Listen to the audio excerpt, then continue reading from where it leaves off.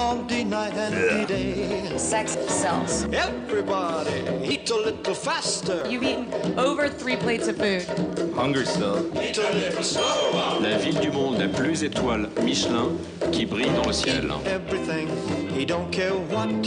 He even eat the shell from the coconut. What about the brain of the horse? יס דוקו מגיש לכם שבועיים של סרטים, סדרות והקרנות בכורה על המנות, הסודות והשקרים שכולנו אוכלים. It's really getting my juices going. דוקו שף, עכשיו ביס דוקו וביס VOD.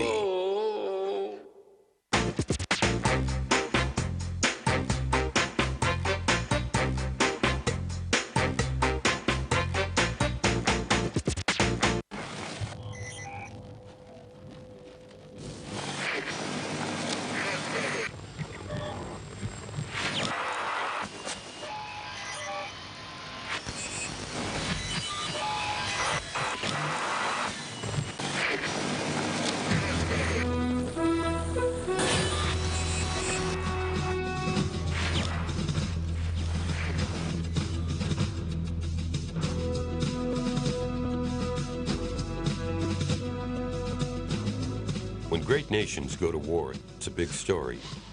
And when America goes to war, American television goes to war. This is an ABC News special. This has been a Fox News special presentation. Coverage of America at War. The war in Iraq officially lasted 800 hours, but it generated 20,000 hours of video. That's 3.5 years of images to record a 1-month war. Never before have so many images of war flooded our television screens. No people in history have ever seen a war the way we are seeing this one. Real-time coverage, up close on the battlefield, live on television, 24 hours a day. We had cameras on the rooftops, cameras on the tanks, helmet cameras, cameras everywhere. And we had journalists with the troops making real-time reports. Firefight has begun between the American Marines here.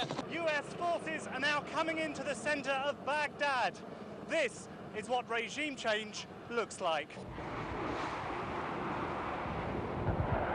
All this was to help us understand war as never before. But who could make historical sense out of these fragments of technological warfare? What purpose did this flood of images serve? Is there anything we'll remember?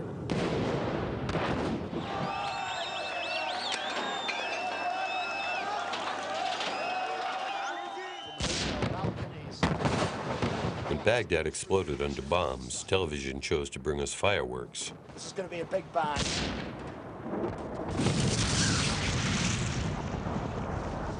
But does this distant and spectacular image tell us what is really happening on the ground? How it feels or what it means? Television has the means to take us anywhere and show us anything. It can bring us the physical experience of war with all its horrors like no other medium. And yet the image of American war on television is disembodied, bloodless, and unreal. To understand why, we have to look at the past, because once upon a time, when television was still in its infancy, there was another war. Good morning, Vietnam!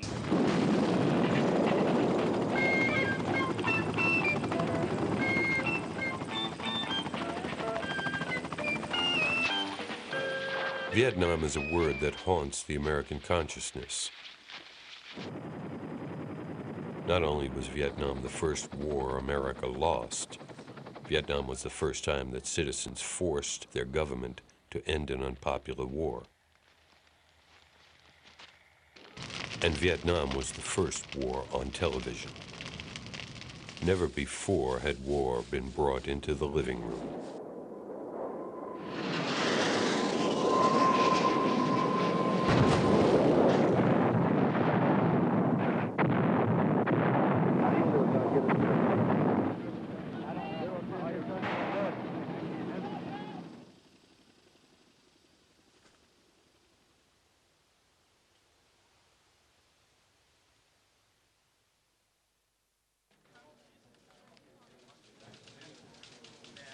1960, 85% of American homes had television sets, but people turned to radio and newspapers for the news. It was in 1963, just as Vietnam began to make headlines, that the modern half-hour evening newscast was born. Good evening from our CBS newsroom in New York on this, the first broadcast of network television's first daily half-hour news program. The anchorman became the face and voice that gave continuity to a series of filmed reports. And as American involvement in Vietnam grew, reporters and camera crews were sent into the field to produce the stories and images that television needed every day. The military welcomed them. They thought this new medium would broadcast American power around the world. It didn't work out that way. Television war reporting would be something new, and one of the journalists who invented it was Morley Safer. I traveled up and down Vietnam, from the DMZ down to the very bottom, to the Mekong Delta, making contacts, meeting commanders, getting to know various units.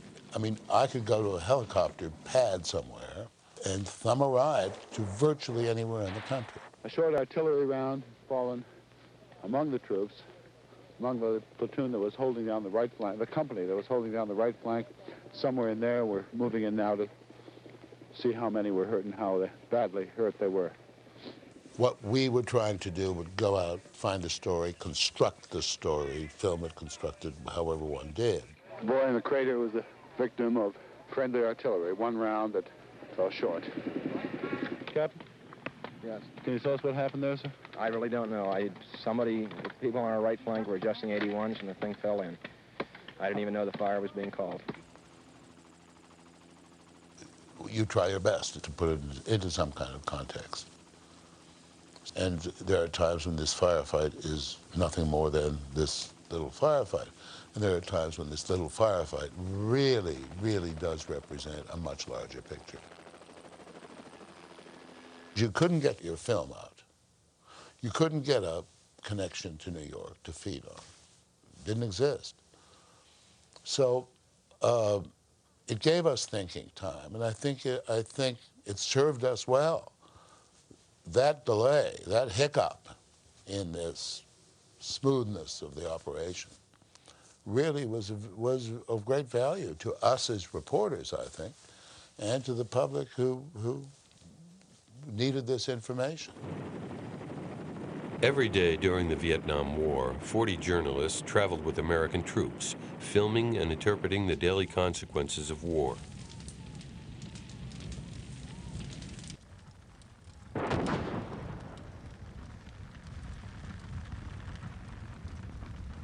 The military gave them access, and television networks gave them the freedom to report what they saw. There was, at that time, a very strong sense that it was the responsibility of the government, i.e. the military, to provide access to military operations by American troops. And I think from the Pentagon's point of view, from the military establishment's point of view, the feeling pretty much then was let people see what their young men are doing. Let people see how their taxpayer dollars are being spent on this war.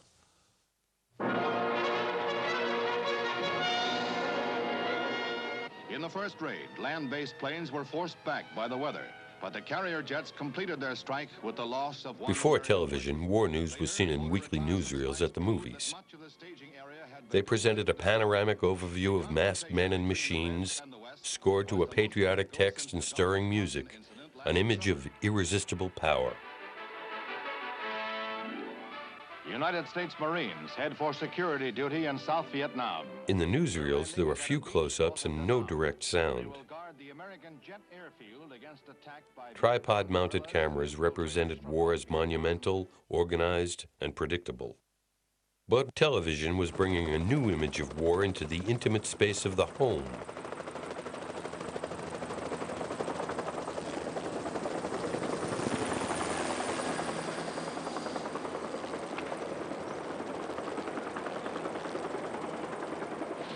Vietnam was a guerrilla war without well-defined fronts. Small mobile units fought isolated actions. Everybody get off the middle of this LZ. Everybody. And journalists plunged into battle beside them, sharing every risk. Get them moving, back up. Second platoon, 3 o'clock, they're on the other hill. Handheld cameras and sound equipment gave the image of war an immediacy never before seen.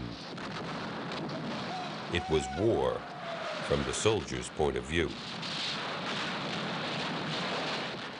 Come on, Sergeant Havard, you're overdue. And for the first time, the common soldier was given a voice. Come on. If y'all move out up there to get up on the top, go ahead. What happens very quickly when America goes to war, or when any country goes to war, Britain, France, anyone goes to war, it's not a foreign story, it becomes a domestic story. And so it's your boys who happen to be in country X or Y, I've forgotten, that's not the important part. The important part is our boys. You scared? A little. Little or much? Well, when those shots first went off, you get real scared, you know.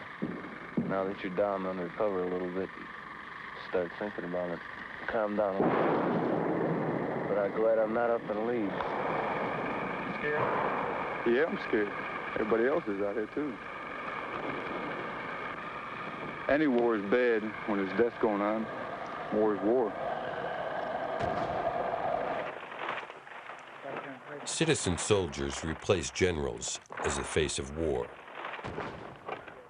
Young soldiers with names and stories became the focus of war reporting.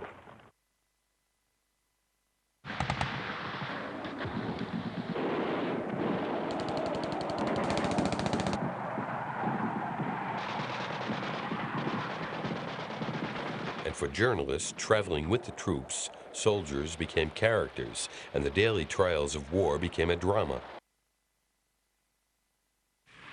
Okay, we need to push on down about 200, and then we'll come back.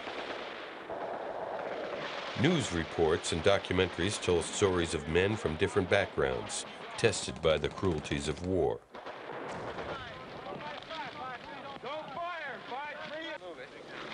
Like in the Hollywood World War II films that both soldiers and journalists had grown up with. Suicide to run up against them.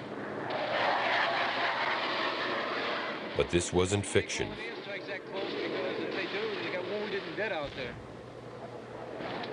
And a new figure appeared in the frame to mark that authenticity, the independent witness to war, the reporter under fire. We seem to be pinned down by snipers.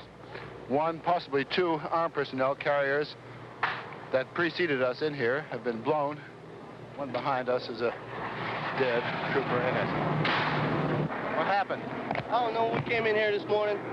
They said they had a base camp here, so we just drove in here with the cab. When we drove right in, we came right up the middle of it and just jumped off, and that's when the firing started. What happened to these APCs? Take care.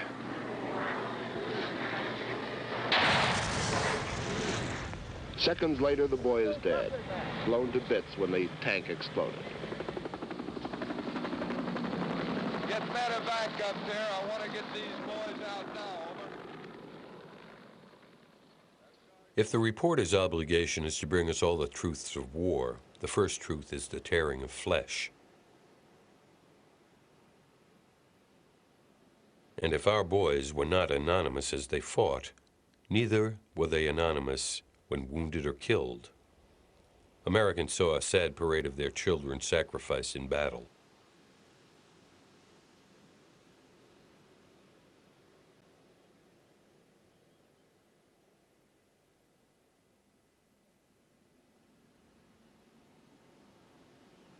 No people had ever seen war like this.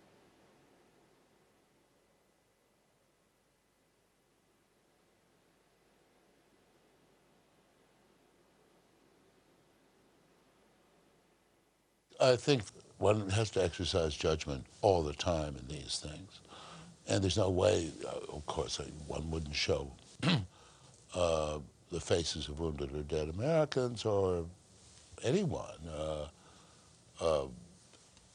in a situation where you don't want families to make that horrible discovery watching a television screen. So one was very, very careful about that. And that doesn't mean that one doesn't show the horrors of war, but I think there's a limit to horror too, of what one can show. I wouldn't show a decapitated body, whether it's a friendly or enemy body, that kind of thing. How steep the price in every war. It is the risk of death which sets apart the world of these men who are our soldiers. Images of dead and wounded soldiers ask viewers to assess the costs and consequences of war. But they're not necessarily anti-war images. Our boys were heroes. And images of dead soldiers haunt America's historical memory. These are the first photographic images ever taken of battlefield dead by Matthew Brady's photographic team during the American Civil War. The business of war is killing soldiers, but even after 140 years, these pictures are shocking and ambiguous. Are they images of sacrifice or images of waste? The answer can only be a judgment on the war. The just war requires sacrifice. The unjust war results in wasted lives. But is it the duty of the journalist to ask this question directly, or simply to show us war as it really is? When you're faced with having to film death and destruction, you're acutely aware of your responsibility. Because it's unpleasant, it's dangerous. It's dangerous. You feel empathy for the people who are the victims of this misfortune, but it's your job. And oftentimes, you're the only person anywhere within hundreds of miles, and you have to do this job, and you can't shirk from it.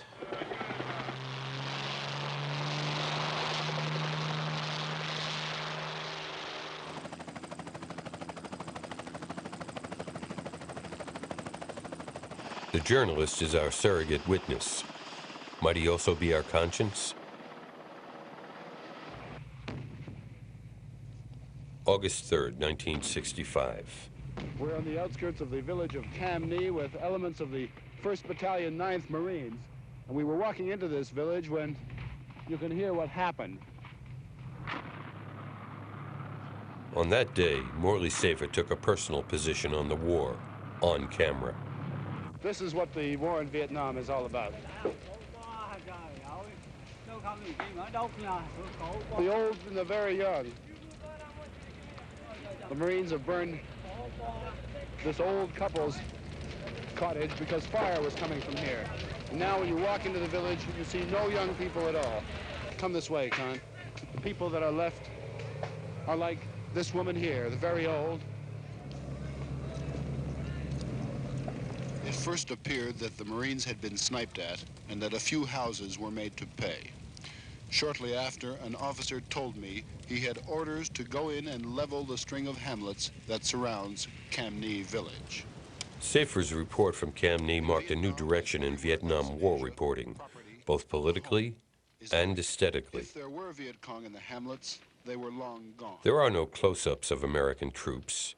Our boys are not the heroes. They're seen from a distance, mostly from behind.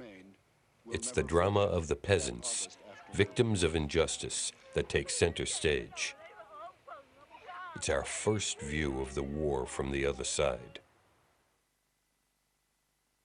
Cam Nhi was a slap in the face, I guess, to a lot of people. I tried to, in that piece, give a sense about what the war was like and the frustrations that this particular war created. the nature of the Vietnamese people, a little bit, even in that short piece, who always came out on the short end of the stick in all the wars. There was very little interest back here in Vietnam. There was interest in the Vietnam War, but very little interest in Vietnam. Today's operation is the frustration of Vietnam in miniature.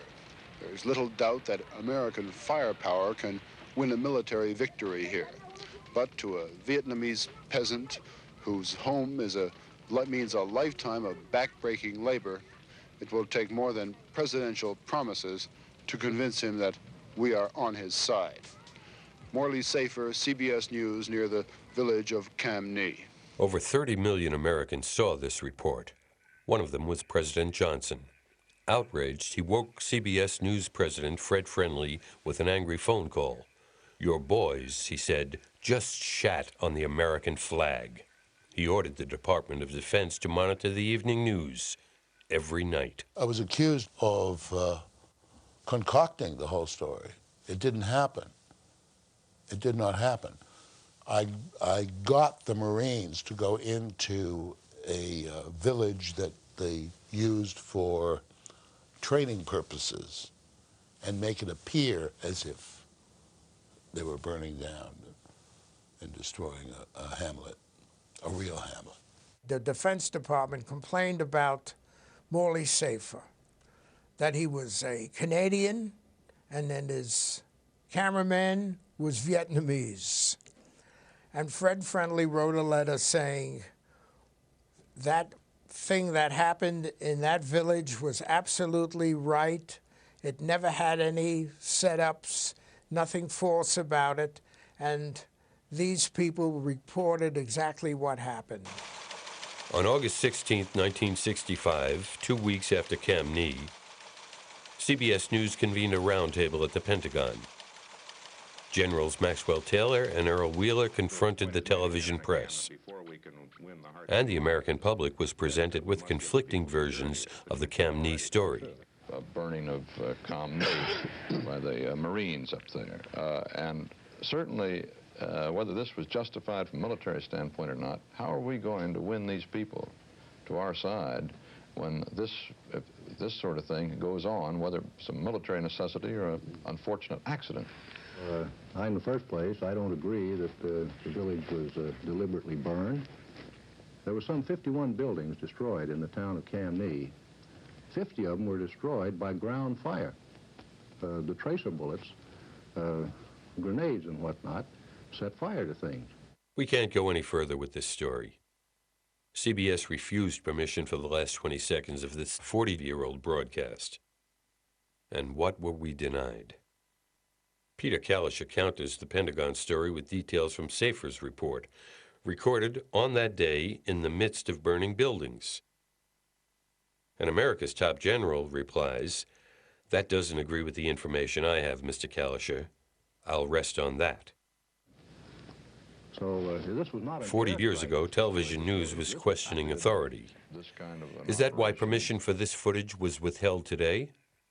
If TV has the power to interrogate generals, why not presidents?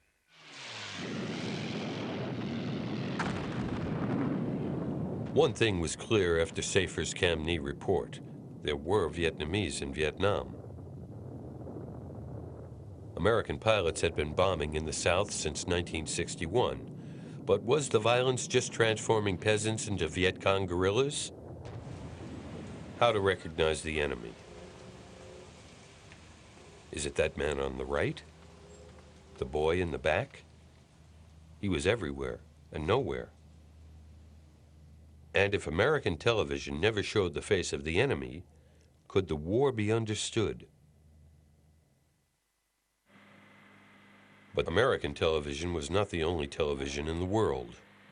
Président N. This report appeared on French television. Monsieur le Président, est-ce que vous pouvez adresser quelques mots pour le peuple français, le peuple en Europe et en Amérique, à quel sujet de cette guerre? Les Américains se trompent en croyant qu'en bombardant le Nord, ils pourront gagner la guerre dans le Sud. Jamais, jamais, ils gagneront cette guerre. Jamais, jamais, This exclusive interview with North Vietnam's President Ho Chi Minh was filmed by French cinematographer Roger Pic and Australian journalist Wilfrid Burchett. Wilfrid Burchett, malgré sa tunique noire de guerriero, ne passera certainement pas pour un Vietnamien. Among the few Western journalists with access to North Vietnam and the Viet Cong, their collaboration spanned 10 years, starting in 1964, with a documentary for the influential French news magazine Cinq Colonnes à la Une. Quelque part dans la jungle sud-vietnamienne, Working collectively with Vietnamese cameramen, they brought the other side of the war to a European audience. c'est le laboratoire du service cinématographique du Front National de Libération. Les caméramans vietnamiens Nguyen Yen, Tep Hong et Doan Koc ont, sous la direction du journaliste australien Wilfrid Burchett, réalisé ce reportage filmé. Dans les campagnes, la double appartenance est encore plus sensible. Paysan-soldat ou soldat-paysan, l'essentiel est de tenir, d'assurer les récoltes, la subsistance même du pays et d'intervenir immédiatement dans la défense locale. Armes à l'épaule, autant de fusils que de paysans. Cela fait une force de feu avec laquelle les pilotes américains ne pensaient pas devoir compter. Pic and Burchett documented improvised resistance and revolutionary solidarity in the face of the most powerful military technology that the world had ever seen.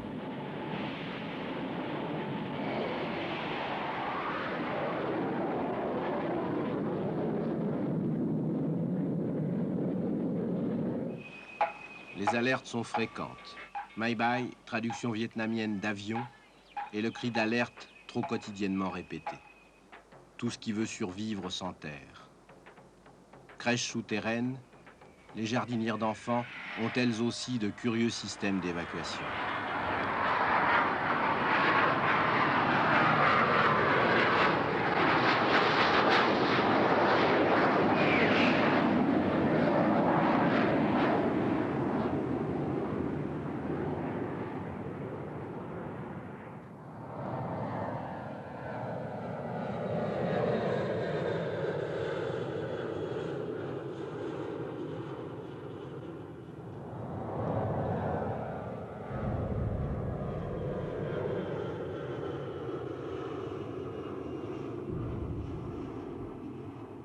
As the bombing of North Vietnam intensified and Hanoi itself came under bombs, they recorded the daily consequences on the ground. Civilian casualties became emblematic figures of the war. Malgré les informations transmises par le correspondant permanent de l'agence France-Presse à Hanoï, Washington ne reconnut les faits qu'après plusieurs démentis.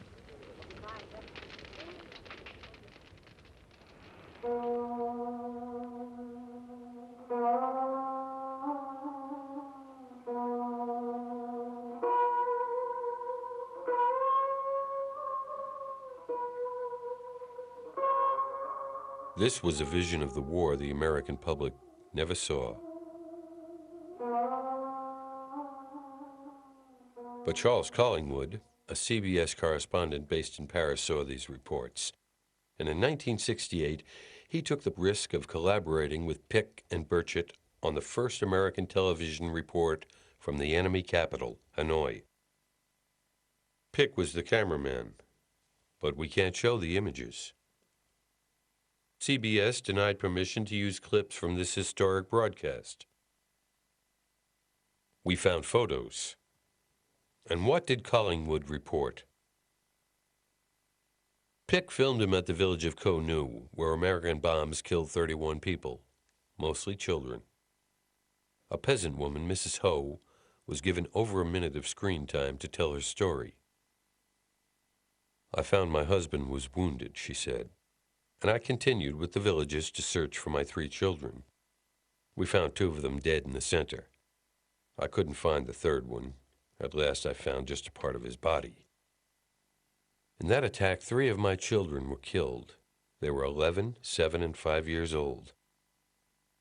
We'll never forget this suffering, this crime caused to our family. But we thank you for coming to show your sympathy for the suffering of the family. Mr. Collingwood had to produce from this vast material that Roger Pick shot a true picture of what it felt like as a real reporter to tell the American public, his audience, what was going on in North Vietnam, their dedication, the results of the bombing, the effect of the bombing. He was giving a report, a personal report from Hanoi without propaganda.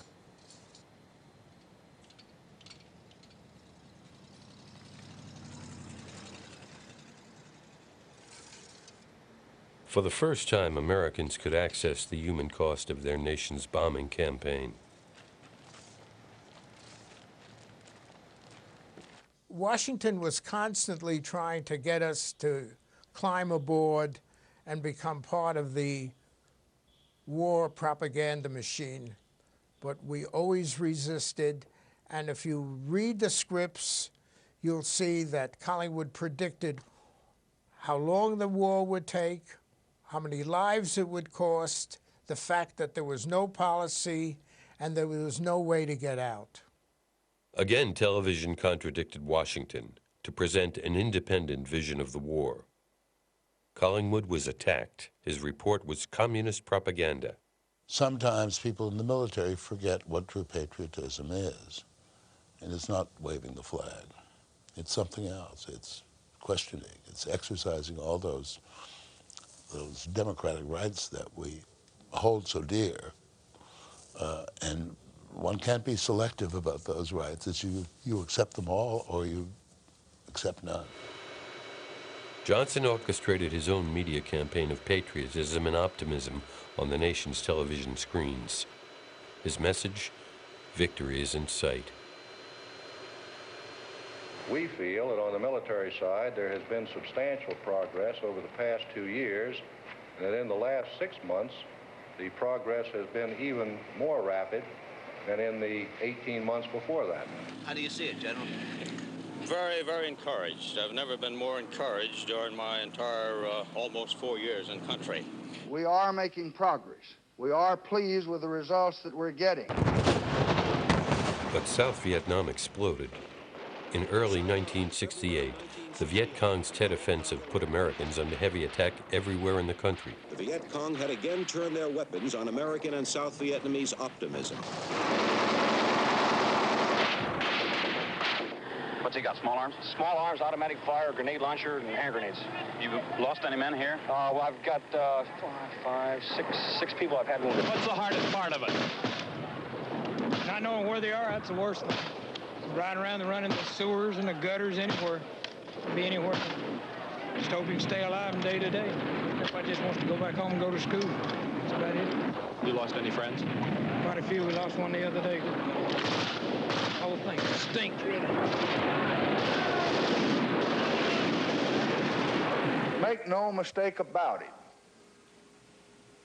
I don't want a man in here to go back home thinking otherwise. We are going to win. The capture of the U.S. Television screens overflowed with unfiltered violence that no reassuring words could counter. As the military struggled for control of the war, the government lost control of the story of the war. In an unprecedented action, CBS anchorman Walter Cronkite left his desk in New York to report on the situation himself. Cronkite went to Vietnam during the Tet Offensive, and he first realized that how powerful the North Vietnamese offensive was, how they could hold the city of Hue under tremendous firepower, keep the Marines all up there tied up, that he realized early on that there was no military solution to this war. To say that we are closer to victory today is to believe, in the face of the evidence, the optimists who have been wrong in the past. To suggest we are on the edge of defeat is to yield to unreasonable pessimism. To say that we are mired in stalemate seems the only realistic, if unsatisfactory, conclusion. He wasn't just reporting, he was editorializing, which was really against CBS policy. But it sort of slipped through. And when President Johnson saw that program, he said, if we've lost Cronkite, we've lost the American people. Cronkite's report was seen by over 30 million people. But Johnson had already lost America. Demonstrations were intensifying, and television pictured an America divided on the issue of the war.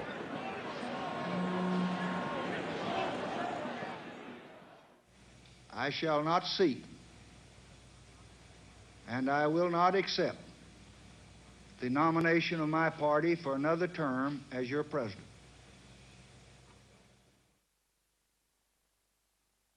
This sequence of a Viet Cong prisoner executed in the streets by the Saigon chief of police crystallized American revulsion at the senseless brutality of a war their government couldn't explain. It's etched into the American memory of Vietnam.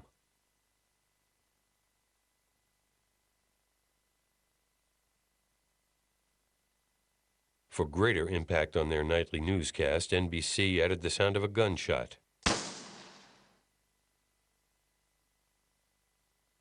The image of war had become an anti-war image. Nixon took power in 1969 and began the slow withdrawal of troops. The American war moved into the air. It was a two-edged strategy, to break the will of the North Vietnamese and to escape the scrutiny of television cameras. For the military, the image of war had become the enemy.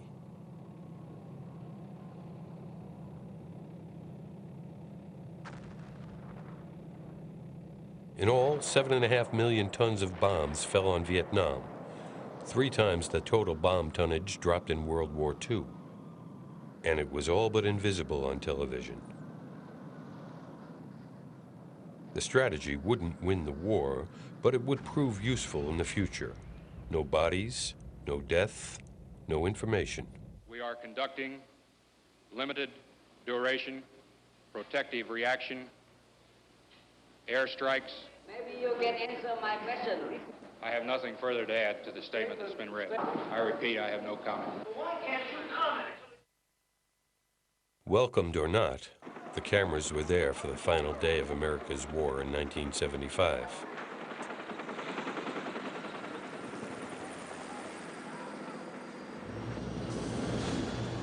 It's said that history is written by the victors, but American television coverage of Vietnam offers the rare chance to see war as it evolved from the losing side. And neither government nor military would ever forgive the emblematic images of American defeat, broadcast around the world by television. The war was over, but the story of television in Vietnam wasn't. In the early 1980s, conservatives popularized a history of the war that blamed television for the defeat. This film appeared on American public television. In 1981, I published an article entitled How to Lose a War. I wrote about Vietnam, and I said that for the first time in history, the outcome of a major conflict was determined not on the battlefield nor in the negotiating chambers, but on the printed page and the television screen. The press, too, has to reconsider its role as a social force, tempering its freedom with a sense of responsibility. Only by confronting this challenge can we fully pay our debt to those who died for us in Vietnam. I'm Charlton Heston. When something such as a war does not go well, we know from history there's a search for scapegoats. And with some people, including some people in high places, the preferred scapegoat for Vietnam was the press, and most particularly television. Now, the U.S. military itself, after a long study, concluded that it was primarily a lack of strategy, more specifically, a lack of a right strategy that lost Vietnam, that it was not the press, it was not television coverage that lost Vietnam. That was the U.S. military's own conclusion. What affected the American psyche, what affected American public opinion most about the Vietnam War was when Johnny down the street came back in a flag-draped coffin, or Jimmy, who a year before was the high school quarterback, basketball point guard, came back without his legs, or unable to see. That's when American public opinion began to turn.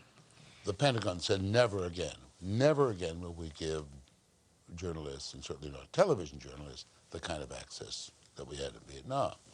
And we went through Grenada, and we went through Desert Storm, and we were locked out of every one of those wars. I mean, just locked out, to the point of if people are trying to charter planes to fly into Grenada, they said, we'll shoot you down. 8 years after Vietnam, America again went to war. Officially, the invasion of Grenada was to stabilize the tiny Caribbean island after a communist coup and to rescue Americans caught up in the violence. The invasion was filmed exclusively by Army cameramen. Reporters were barred by a military blockade. October 27, 1983. From ABC, this is World News Tonight with Peter Jennings this evening reporting from Washington. Good evening. While there is still some fighting on the island of Grenada here in Washington, the administration says overall the fighting is dying down. These are some of the Cuban prisoners which U.S. forces have captured, and these are some of the people who the administration and the Pentagon. This image and every image broadcast on television during the four-day war was produced and distributed by the Pentagon. Military sources say they were staggered by the depth and strength of the Cuban military presence they found on Grenada. This is an interview filmed by the Pentagon. We conducted an air mobile assault and rescued 233 Americans which were on the far side of the island. This interview was never televised during the war. Some pretty hairy shit going on the airstrip yesterday. It was recorded by Michel Parbeau, the only journalist to break the blockade. This is Tit.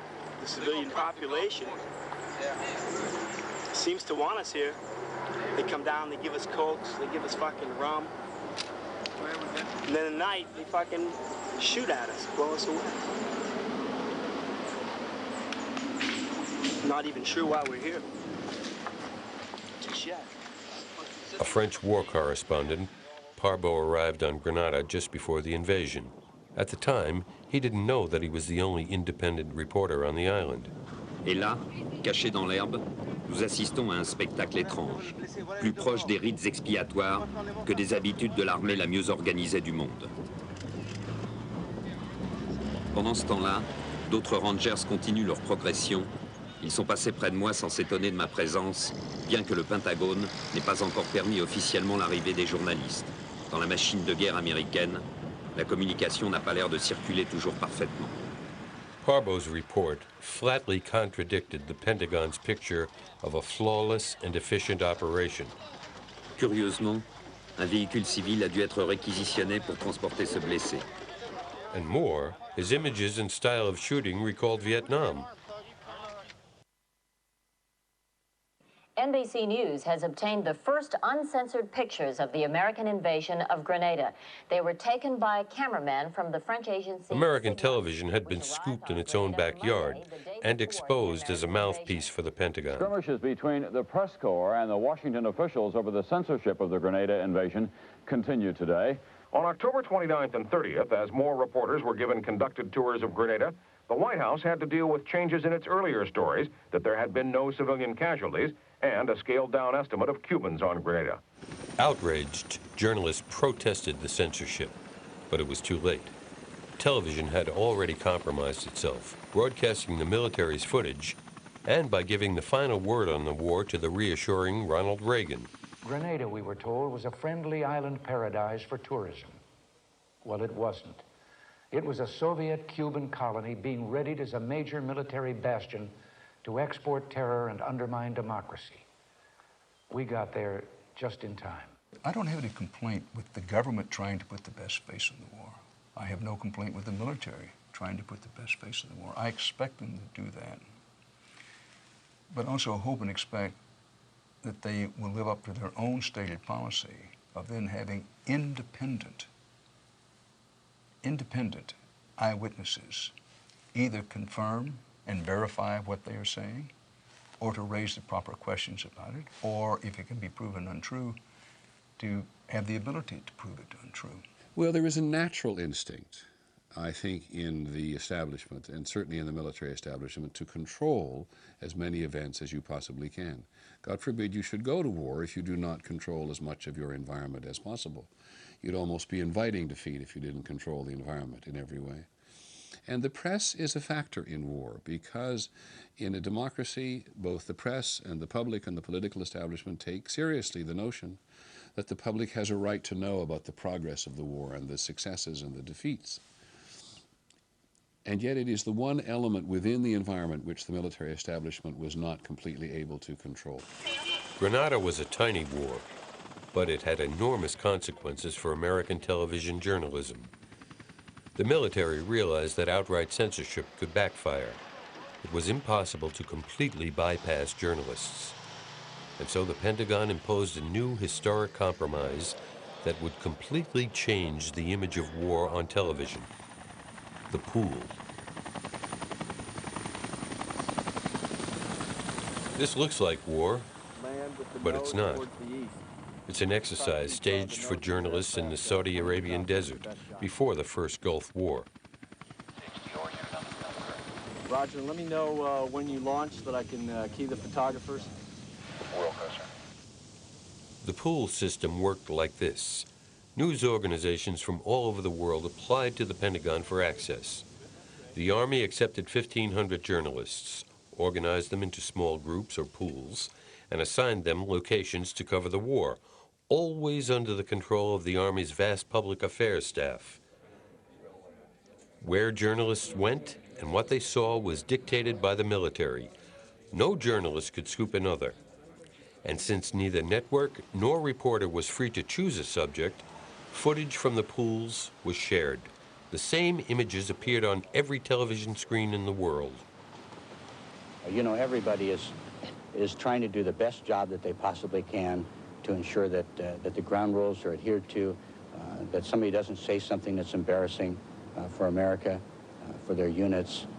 You know, it's in no way is it intended to stop the flow of information to the public or to the news media. It's just a case of people trying to do their job. But if the Army did its job, could journalists do theirs? If you do get into combat conditions, would the civilians be expected to stay in the field with you? Speculation. Every one of them that I've talked to, you know... Hold on a second. You want to talk about this? One over here. I'm staying here. My point is that if you interrupt during an interview while it's going on because you don't like the question... I didn't know that, though. And I'm trying to tell you is I don't know that I don't like the question. I'm simply saying that speculation was being asked for. We don't, as a normal course of action, speculate on things that we don't know about necessarily, if we don't have the specific answer that you're asking for. It's not like in Vietnam where you could ride a road or just hop on a helicopter and come across what you came across. You can only go to a unit with the information officers. It has to be set up in advance. It has to be approved. They're always around when you do interviews. Very highly controlled situation, very frustrating. News organizations, including the networks, have protested the Pentagon restrictions and what they could lead to. If it comes to war, it will not be like Vietnam, neither the fighting, nor, it appears, the reporting of it.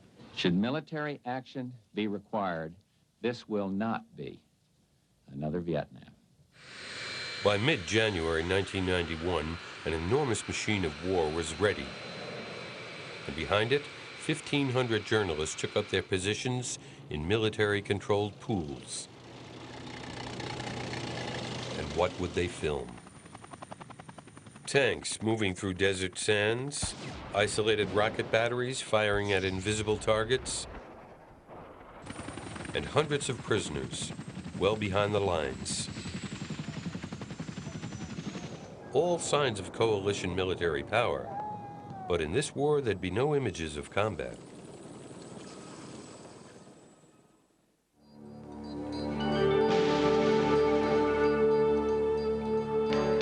The first bombs fell on Baghdad on January 16th.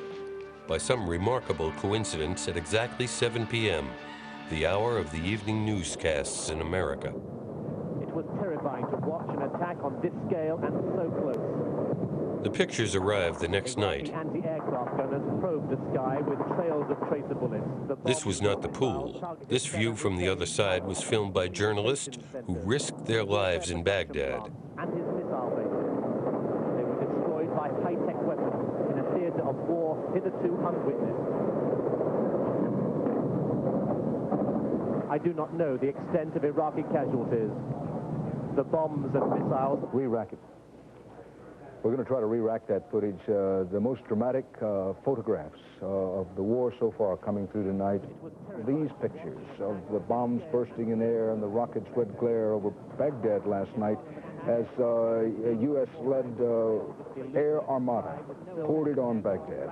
There's one thing to talk about what the scene was. It's another to see it. It gives you some idea of the kind of courage it takes to fly into this kind of defense. Let's look at that scene again. Re-rack it. We're going to try to re-rack that footage. What we just saw was a network anchorman, live, on camera, editing the report of a journalist on the scene. Air armada poured it on Baghdad. On this historic night, he replaced the voice of an eyewitness with his own interpretation from the television newsroom. And what it must be like on the ground. The direct experience of war was filtered and expropriated. So far as we can see, mostly Was the war correspondent no longer trusted? The pictures of the bombing were there. Television did what television does best, took you there. You saw it and heard it for yourself. On the same night, Iraq launched a series of Scud attacks on Israel and Saudi Arabia. Without reporters or images from the scene, how would American television report the story? Headline of the hour, Israel hit by Scud missiles fired by the Iraqis. At least 3 Scuds have hit in and around Tel Aviv. In fact, it was 8 to 10 missiles that did hit the coastal area of Israel, stretching... At least one of them contained what Israeli officials are now saying is nerve gas. This is going to change the equation of this war drastically. We don't know how. Nerve gas, how quickly does it dissipate? It depends, of course, on how much the winds are blowing and a lot of other things. I don't think that there's any way that you can quickly say it. Martin Fletcher, let's go back to you and talk about what is going on there now. Talking heads gave the illusion of seeing war live, but it was costumes, props, and unverified reports that drove the story. Jam yourself in the leg. Hopefully you don't die. We've all been provided by our network with chemical gas suits. Reporters were summoned to invent doomsday scenarios. Without a single picture from the scene, it was Orson Welles' War of the Worlds. We will be prepared to go out into the streets to cover it.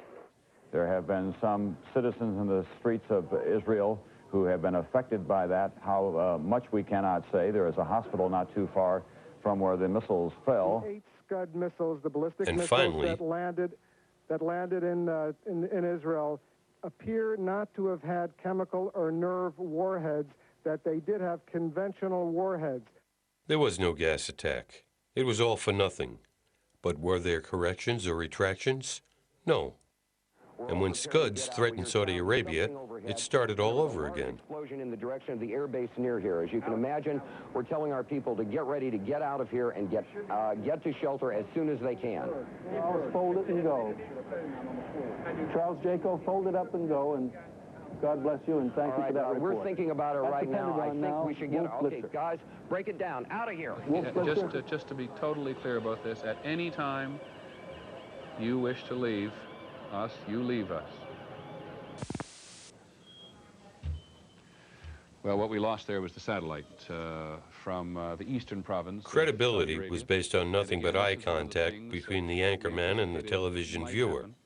Let's pause and underscore that there's much more about this situation in Israel that we don't know than we do know. We know very little.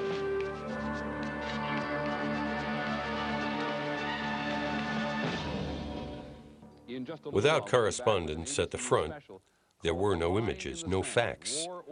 24-hour live television news created a drama driven by suspense and anticipation. The studio became the new site of war, and the anchorman the face of war. I often say to people that that a television journalist with experience lives for is a live situation, because there is a whole army, a whole establishment, multi-establishments out there deciding to throw information at the television screen, and it all has to go through the funnel of the anchor person on the air. So you have tremendous amount of choices of what to put on the air, what to go to next, what subject to talk about. And you simply sit there as the anchor person, or stand there, as some people do. You sit there and you weave. It's a little bit like knitting. It's a little by knitting a piece, a tableau or a pastiche, which you have no idea how it's going to turn out. But you know that you want it to be cogent and understandable. You don't want it to be so abstract all the time. So the anchor person is constantly knitting this piece of commentary with this piece of commentary with this piece of information, and trying to get that piece of information over there to relate to the somebody said to you in the last 10 minutes. It is very exciting. But I know from talking to people who receive the satellite feeds from all the correspondents that a filter was applied, and that what came into the networks wasn't always what came out. And that in many cases, especially dealing with war casualties, specifically Iraqi war casualties, that this was sanitized, and the American audience never got a real picture of the horror of this war. But there were images. News out of the Gulf is introducing many Americans to a new vocabulary, a lexicon of military terms and all kinds of weapons. Jeff Weiser takes a look at some of the hardware and how it works. The war correspondent may have disappeared, but television still had one reliable source for war images: the Pentagon. The A-6E Intruder was just one of the weapons the U.S. counted on heavily.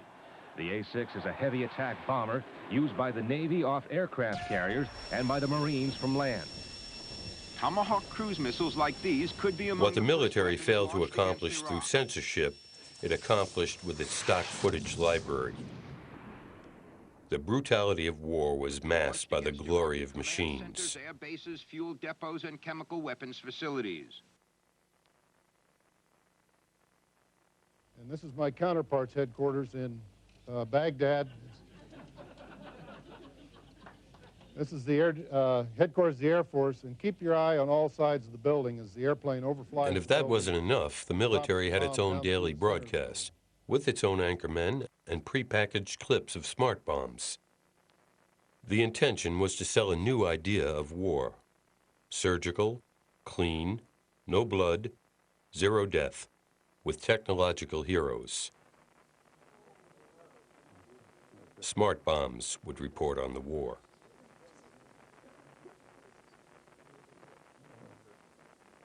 I spent the first week of the war watching it on TV like everybody else.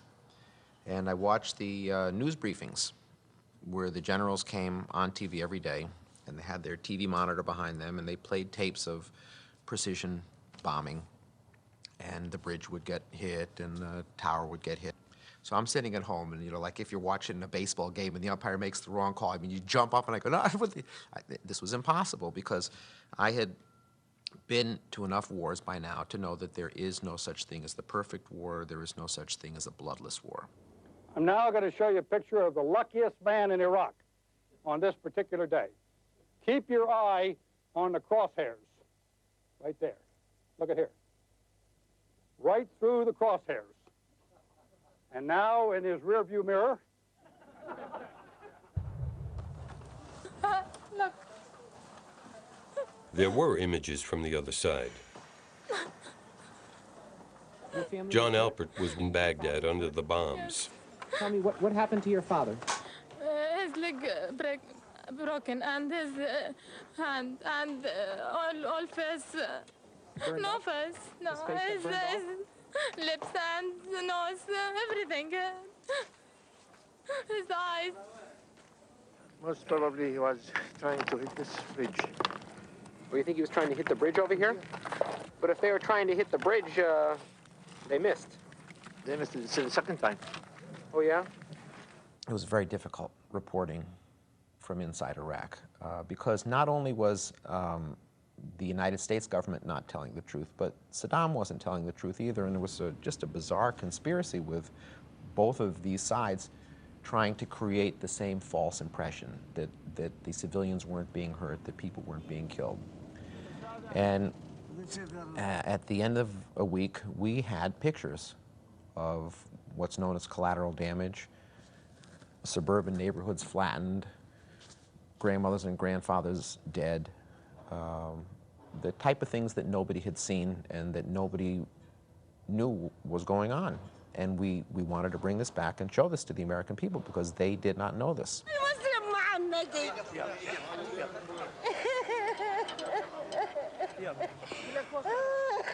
And what happened in this house here? What happened? One rocket. A rocket? One rocket, yeah. Yes. Is this where the people died? Yes, 14 people. 14 babies and women and men. It's what, shrapnel from the shells? Yes. Doctor, are these the bodies of that family? The two women that are lying there? This is what's left of her family, that's it? Yes, yes. I brought the tapes back to NBC, and the bigwigs at NBC, Tom Brokaw, the head of the evening news and the head of the Today Show, these three people watched the tapes and decided that this was a really important story, and it was going to be the lead story the next evening on NBC News. And we went home to edit it. And 3 hours before the tapes were to be broadcast, I got a phone call from the president of NBC News, Michael Gartner, and he said, "John, we're not going to show your tapes. And in fact, we are never going to show any tapes that you make again. You're fired, and we will not broadcast these tapes." And I said, well, all the networks have their offices in the same little area of Manhattan. Let's call up CBS. And I went over to the phone booth, and I called up CBS, and I wound up speaking to their executive producer. He said, "Come on, show me the tape." So I showed him the tape, and he was astonished because nobody had seen anything like this before. He said, "Well, we'll broadcast the tape. We'll put it on tomorrow night, and let me tell you something. Every time those bozos at NBC see you on CBS and you kick them in the teeth again, they'll be sorry they didn't broadcast the tape because this is the right thing to do. I'll broadcast it." And unfortunately, 2 o'clock that morning, he got a phone call, and he was fired. And it doesn't take long for that type of word to filter out amongst the networks. And there was no way this tape was going to be shown in the United States, and it never was. I think we have ironically suffered somewhat in the United States because not since Vietnam have we seen war for what it really was. It has been somewhat sanitized, and I think it's enabled us as a people to not have any real experience of what the war was like in the battlefield itself. And I think that's a pity. I think you cannot, well, you can, of course, because we've done it. I think you should not portray the battlefield as somehow a clean and nonviolent environment. And I think in order to capture the violence of war, you have to show some of the violence of war. I'm very cautious about exploiting violence for the sake of violence. But to see war without violence is not really to see war. On the night of February 26th, 41 days after war began, planes and helicopters attacked thousands of Iraqis fleeing Kuwait, soldiers and civilians.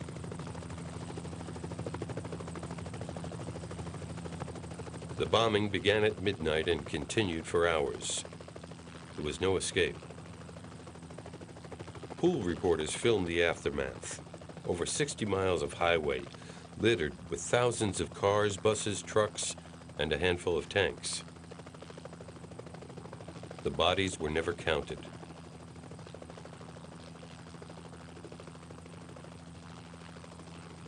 Charges of war crimes were brought against the United States. but the case was never brought before the World Court.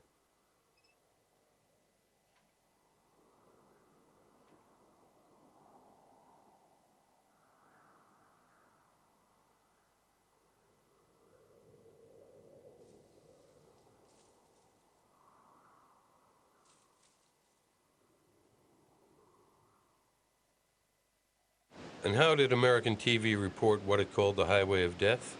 Everywhere along this highway, there is evidence of the panic of the retreating Iraqi army. Many tanks were simply abandoned as soldiers fled the city.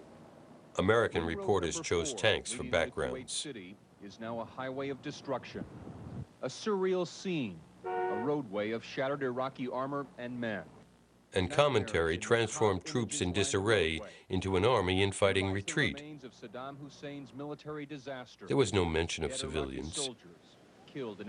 Interpretation was left to military sources. In addition to being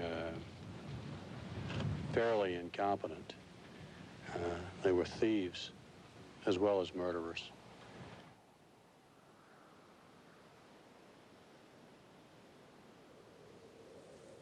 But it was pictures of the Highway of Death that ended the Gulf War. Then they'll move down to the negotiation. Now, I don't want them embarrassed in any way, right? Bush and his generals knew that images of slaughter would turn world opinion against the war and shatter the carefully constructed myth of clean surgical warfare. Bush declared a unilateral ceasefire. War's end stole the headlines.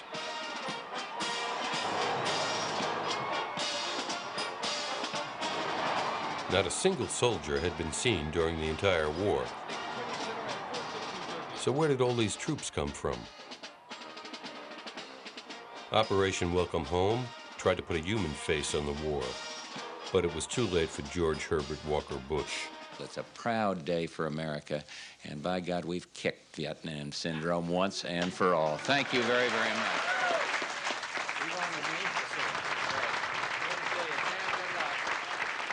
Bush won the war, but lost the election 9 months later. There were no heroic images of victory to use in his campaign. The next war would have pictures. This looks like war, but these aren't soldiers. They're reporters training for the Pentagon's new concept for the press: embedded journalists. It works like this. The Army requires journalists to sign a contract that sets rules for their reporting. The Army assigns them a unit. They have no choice. If they leave, they can't come back. They see and report war from the American point of view.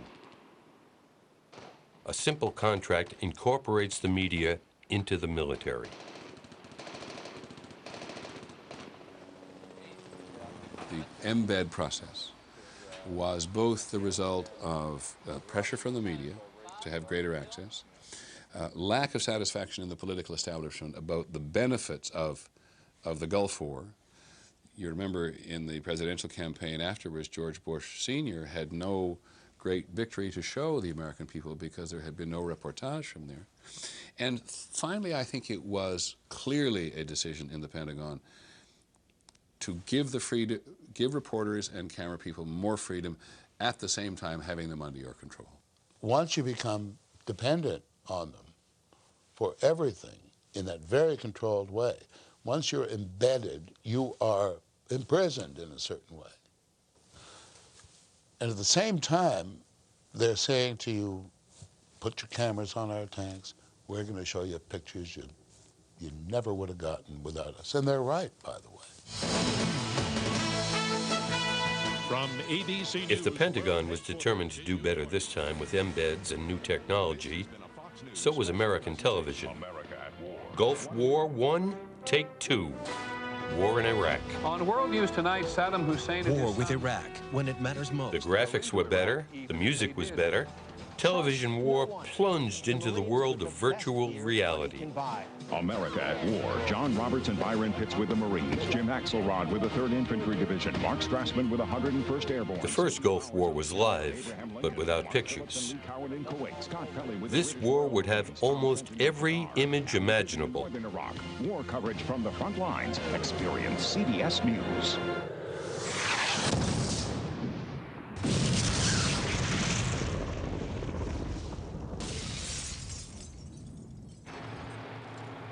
But where were the stories? Television is all about images. It's not about ideas. And folks, we are going to give you images. And we give you sandstorms. We give you smart bombs. We give you everything short of the mother of all bombs. And the blood will run and the adrenaline will soar. And images, images, images. And that's what television falls for. They're calling it Root Hurricane. And with this 20,000-hour orgy of images, did television war reporters regain the central place they had in Vietnam? But it's still a long train, if you will, a long convoy, thousands of vehicles. The army's now saying we've got to get out of here because there is still a mortar threat from the Iraqis who are still not too far away defending the southern outskirts of Basra. For 4 days now, they have been taking incoming fire from this group of buildings you can see through the mist there. It was once a hospital. It is now an Iraqi command center. I think the reporters are being asked to be kind of docents, you know, explainers for what's actually happening at the very moment that it's happening. We've heard at least 20 loud explosions like that over the last 10 minutes or so. Here's another one. The guys in this war didn't have time to think, time to make even phone calls, time to check it out with other people. The anchorman would switch to him and he'd say, "What's happening?" And he'd say, "What's happening?" You never heard a single one of those field correspondents said, "I'm not ready, Charlie, come back in 10 minutes. Well, that guy wouldn't last very long out there. As you can see behind me, taking over a former Iraqi army position and opening fire on what they believe are enemy positions further ahead. Go again, please. Took cover. I actually doubted that the people who were embedded were going to see any action, but in fact I was wrong. And I think that a lot of the people who were embedded did see action. But for all the dozens and perhaps hundreds of reporters that were embedded with the American troops, there wasn't anybody who was embedded with an Iraqi family. Come out, come out, come out, come out! Out here in the yard, out here in the yard. Keep going, keep going, keep going, keep going. Stay stuck, sir. Yeah, clear the house now. No one there, no one. No one in there? No one. Just...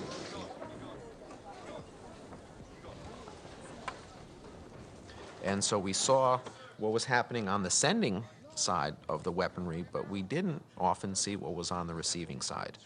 And that is one of the big voids in the coverage of this particular war. The actual horror of what it must have been like when the bombs and the bullets struck was not, I think, adequately represented in the reporting. But there were images from the other side. Al Jazeera and other Arab news networks were a new and uncontrollable element on the worldwide media battlefield. International broadcasters with an Arab point of view. Of the U.S.-British strike to a popular market in Ashulla neighborhood. They showed the consequences of war with all its suffering and death.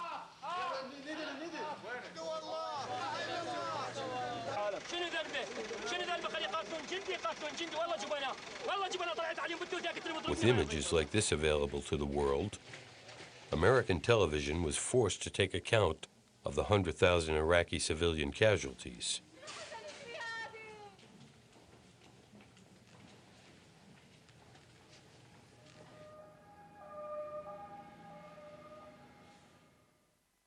And how did American television deal with war's ultimate realities? Finally this evening, casualties. There's no doubt that people are being hurt and killed. We do not know, in many cases we cannot know yet, who they are. But seeing casualties, or not seeing them, is a powerful factor in how people regard the war. The Arab television service Al Jazeera showed people who appeared to be lightly wounded. The correspondent says the injured and also these men who were killed were hit outside the town. They look to be civilians, but they may have been soldiers. Commentaries put the truth of the images in question, and pictures of casualties never followed images of bombing. Death and information, realities of war. It is assumed that this was an impact from an American aircraft. The victims included 10 or 15 children. If undeniably civilian, the dead could be reframed in vignettes without sound. The voice of the reporter replaced cries of pain. Anonymous bodies viewed without emotion. Good evening, everyone. I'm Peter Jennings. And American television did no better by their own dead. Continue, and it has been a long Sunday in the war zone. 99 U.S. servicemen and women have been killed so far. Even with 500 reporters in the field, casualties were reduced to numbers on a graphic background, abstract and invisible.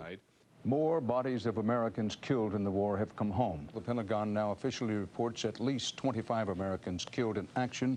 At least 40 others are listed as wounded. A target, a flag, a number equals the consequences of war. There was also grisly video. Dead soldiers represented by live ones. Soldiers from the same Army unit. And these photographs, released in error by the military to the internet, again forced television to take account of the war's cost. But even these respectful photographs caused a scandal. The White House was outraged, the Pentagon was outraged. To pause and reflect on the terrible cost of war was no longer the citizen's duty. It was an unpatriotic act. The television image of war invented during Vietnam was finally defeated. It took 30 years and 7 wars, but the Pentagon had won.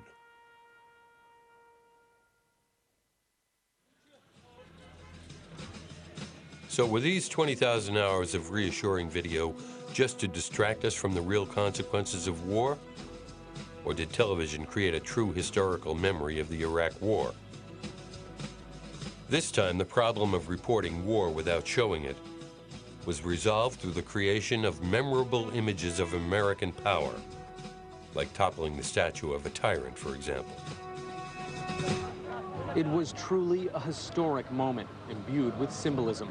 The edifice of the man responsible for 2 decades of tyranny pulled down in the center of Baghdad.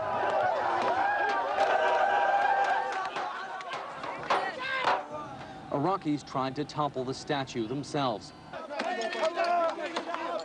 but U.S. Marines quickly lent them a hand. There was joy and anger today. That's the official story. The American Army helps liberated Iraqis bring down the symbol of a hated regime. But it wasn't quite so simple. An Army report revealed by the Los Angeles Times credits a psychological operations unit with stage managing the event to promote the idea of a war of liberation. The story goes like this. Entering the empty square with combat troops, the unit had an inspiration. Toppling the statue would create the defining image of the war, especially if Iraqis brought it down themselves. They used loudspeakers to call out civilians and attract international journalists. A small crowd gathered in the deserted square, and the show was underway.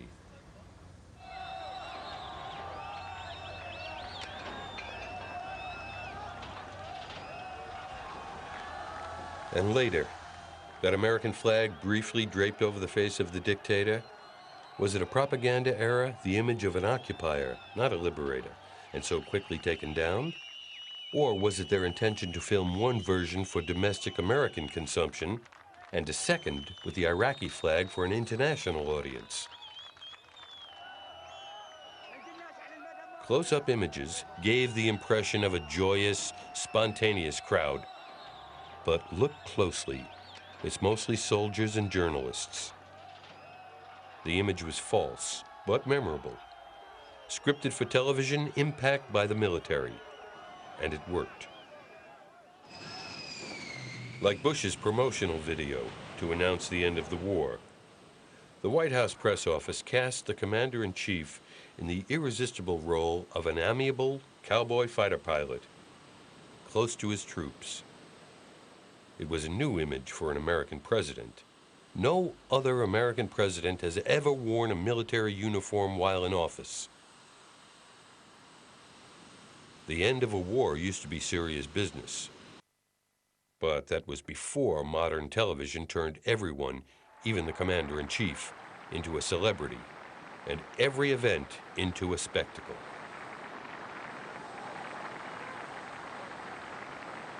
The image of war is now created by military and political powers. Television's job is to translate it into mythology. Everybody remembers Jessica Lynch, the 19-year-old private captured in an ambush and rescued by American Special Forces. The story started like this. With that, I'll take your questions. Tom. Brooks, we noticed that you made no mention of the rescue of Jessica Lynch and the special operations that went on. We understand that there is video taken by a combat camera team. Can you show us that video? We did have the opportunity to have a combat camera crew with the assault force, and we'll show you only the portion that has a PFC Lynch being retrieved. Do we have the tape? Incredibly, the cassette was already cued in the VCR. It was in the Saddam Hospital in Al-Nasir. And the commentary was prepared. We were successful in that operation last night and did retrieve PFC Jessica Lynch, bringing her away from that location of danger. This single video clip, produced and directed by the Army, is the only document of Private Lynch's rescue, the basis of a story that developed over 7 months. Sources say ABC the same day. Extraction, which means Army Rangers would secure the perimeter of the TV runs with the story with a dramatic 3D animation based on unnamed sources. To the waiting Black Hawk helicopter. It was an Iraqi CBS the same day. Military post that had been Lynch's uncomfortable home for 10 long days. We've just arrived here at Saddam Hospital. It was here she lay suffering from 2 broken legs, a broken arm, and multiple gunshot wounds, being treated not by a doctor, but by an Iraqi pharmacist. Now it's serious wounds and incompetent doctors. CBS doesn't name their sources either. The Pentagon says she is the first American prisoner of war to be rescued from hostile territory since World War II. The headline in the Washington Post, she was fighting to the death. In it, Private First Class Lynch is portrayed as a kind of Rambo. The source, U.S. officials. April 12th. Jessica Lynch is a certified hero and a media celebrity. 600 articles have been written about her. Television networks compete for an interview. MTV offers her a show. Her agent negotiates a $1 million book deal, and NBC prepares a television movie, Saving Private Lynch. It's very important to us as Americans to bring back our fellow soldiers. But most importantly is to bring back somebody like Private First Class Lynch, who was risking her life on the battlefield. 1 month later, journalists arrive at Saddam Hospital without a military escort. Their investigation turns the story on its head. Private Lynch hadn't been shot in a firefight, as earlier reports suggested. ABC, May 7th. She appeared to have broken her leg when her truck overturned. An orthopedic surgeon who was due to set Private Lynch's broken leg the following morning says U.S. soldiers put a gun to his head as they burst into the operating room. We started shouting, "We are doctors, don't shoot." The hospital staff says there were no Iraqi troops on the premises when the Americans rushed in. They had all left the morning before the rescue. The soldiers broke down doors in the intensive care unit when they could have just asked where she was. Private Lynch has yet to give her own account of her captivity here or her rescue. She remains in seclusion at the Army's Walter Reed Hospital, reportedly suffering from amnesia. And also, June 17th, the Washington Post revises its original story. Does it make any difference? No. The myth of Jessica is stronger than the facts. Thank you for being here. July 21st, Private Lynch is decorated for bravery. She is just 20 years old. But Jessica Lynch comes home with the experience of a long, painful journey. I would like to say thank you to everyone who hoped and prayed for my safe return. Whether or not she will be able to remember that time period. 1 month later, she retires from the Army and takes up a media career. November 9, NBC airs the telefilm Saving Jessica Lynch. In light of its serious nature, there are no commercial breaks. Variety calls it Mission Impossible but Real. November 11th, Veterans Day. It is clear that Ms. Lynch has been taken into many American hearts. She's done her first television Her book is published. ABC wins the scoop of Jessica's first interview. So just to get this clear. Yeah. Did you fire your weapon back and did you kill any Iraqis? No.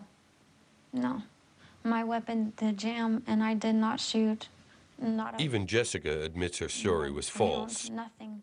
But the lies and manipulations didn't matter. It was too late. The Pentagon had written a perfect television script, and that's what remains in memory. All the most memorable stories of this war were scripted in advance by military and political powers. We are in the age of the prefabricated image of war. Is that surprising? No. Because every detail of the invasion was scripted and rehearsed through interactive computer games.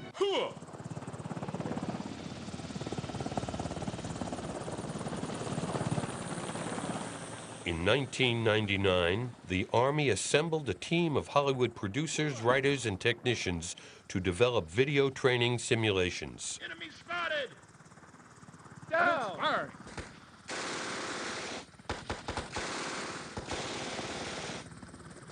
And every American soldier in Iraq was trained on a video game.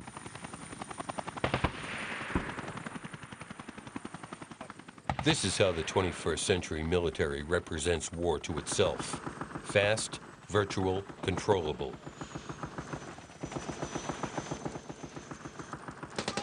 And if the Pentagon trains in virtual space, it's because it now fights virtual wars. On television, like video games. 7 November, go. And the body is just an icon.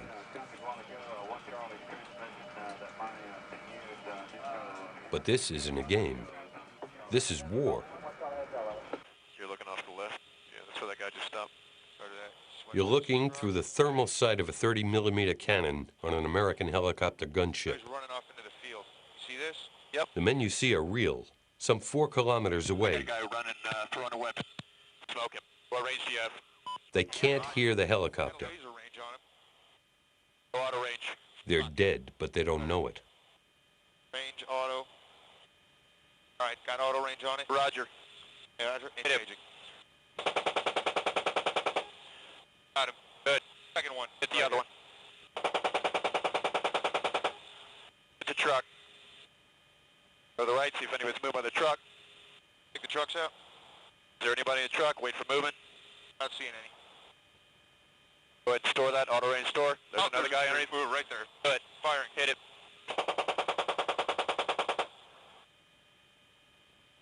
This is an image by the Pentagon for the Pentagon. Roger. There were no independent witnesses, no journalists, no survivors. Roger. He's wounded. Hit him. Hit the truck. Hit the truck in him. Go forward of it and hit him. Roger. Both war and the image of war are now controlled by the military and its killing machines. And in the future, a new soldier is being invented, half man, half machine. Hollywood science fiction meets the military's fetish for technology. Okay.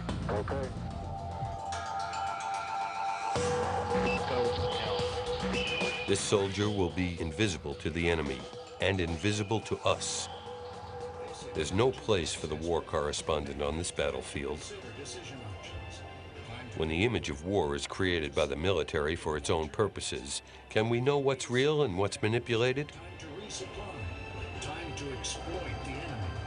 So who will help us to feel and understand the consequences of the wars that are to come?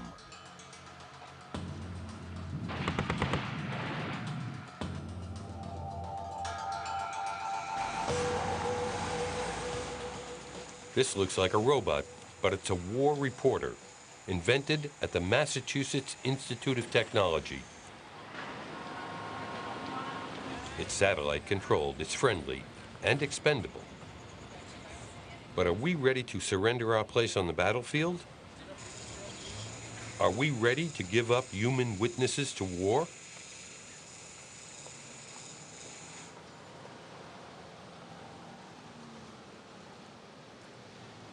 Hello. Excuse me, sir. What would you think if war reporting were done by robots? Well, just as long as the news coverage is accurate and complete, I'd have no problem with that. Thank you. The public is conditioned to accept the death of the war reporter. And that's not a metaphor. 37 journalists have been killed in Iraq. 27 have been abducted. The war correspondent is under attack. Will we never again see faces like these on our television screens?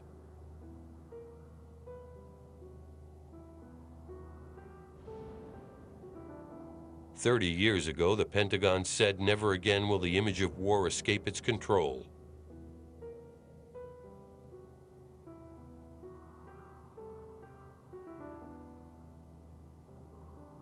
Never again will television raise the moral and political questions that confront a people at war.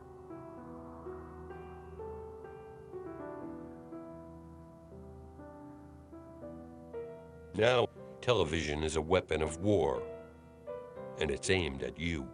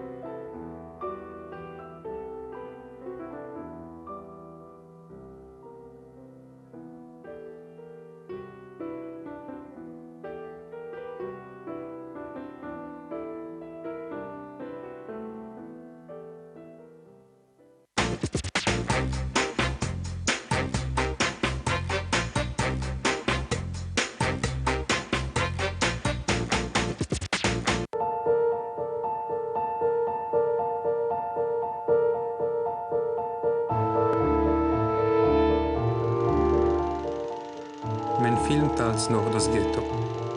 Jede Szene wird einregissiert. איפה נראה פרח בכלל? היו אוכלים את הפרח. אוי, אלוהים.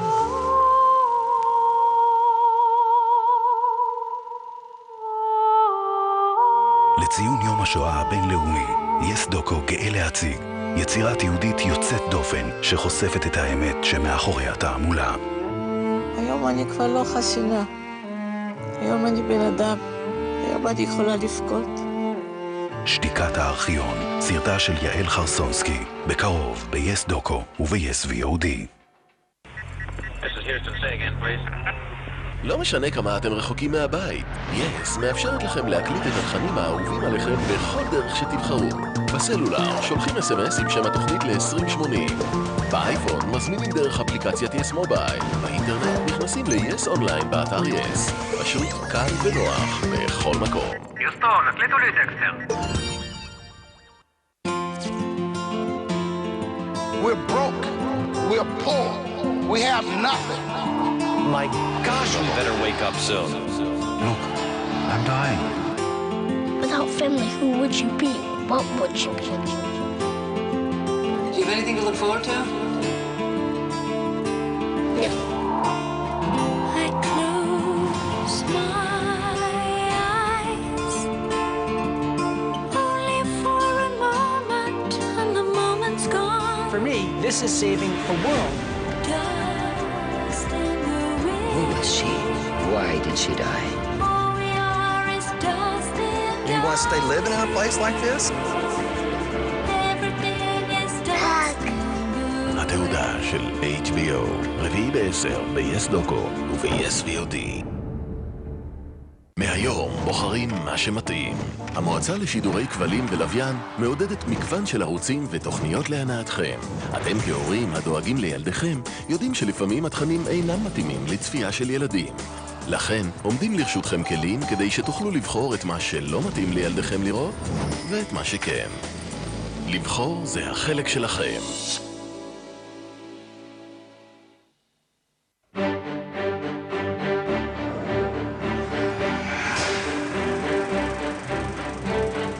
אני מאושרת שאני יכולה לבכות היום. כתוב בתורה לא תרצח, ולא אמר לא תרצח את משה או לא תרצח את מוחמד. סופי, בואי הנה.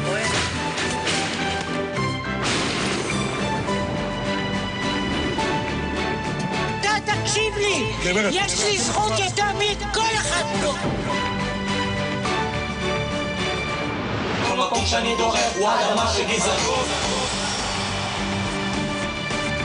יס דוקו מברך את היוצרים על עוד שנה של הצלחות.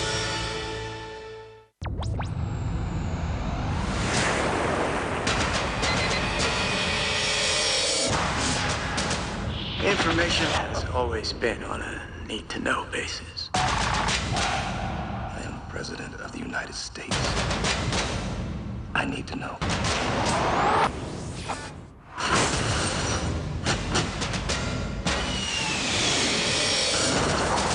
Sure you're ready to do this? We've been ready for a long time. האירוע, שבת 10:45 ב-yes sci-fi. More than rich, and more than famous, and more than happy. I want to be great. Tonight I'll be on that hill, 'cause I can't stop. I'll be on that hill with everything I got. ברוס ספרינגסטין, ההבטחה, בקרוב ב-yes דוקו.